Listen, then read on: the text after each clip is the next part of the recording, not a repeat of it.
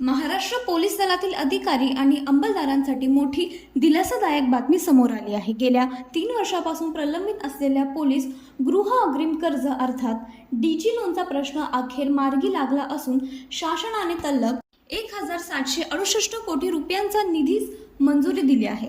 या निर्णयामुळे राज्यभरातील पात्र पोलीस अधिकारी आणि कर्मचाऱ्यांच्या खात्यावर 23 जून 2026 रोजी कर्जाची रक्कम जमा होणार आहे। या विषयासाठी माजी मंत्री तथा आमदार सुधीर मुनगंटीवार यांनी शासनास्तरावर सातत्याने पाठपुरावा केला। मुख्यमंत्री देवेंद्र फडणवीस यांच्या माध्यमातून निधी मंजूर करण्यात आली। दरम्यान धडाकेबाज युवा प्रतिष्ठानचे संस्थापक अध्यक्ष अमोल धनराज केंद्रे, पोलीस बॉयसचे प्रदीप वाघमारे तसेच राज्यातील अनेक पोलीस अधिकारी आणि अंमलदारांनाही हा प्रश्न सातत्याने शासनाच्या निदर्शनास आणून दिला। अखेर या निर्णयामुळे हजारो पोलीस कर्मचाऱ्यांच्या घरकुलाच्या स्वप्नांना नवी उभारी मिळाली असून पोलीस कुटुंबांमध्ये समाधानाचे वातावरण निर्माण झाले आहे। प्रतिनिधी शीतल दाडेसोबत बदलापूर न्यूज चॅनल, बदलापूर।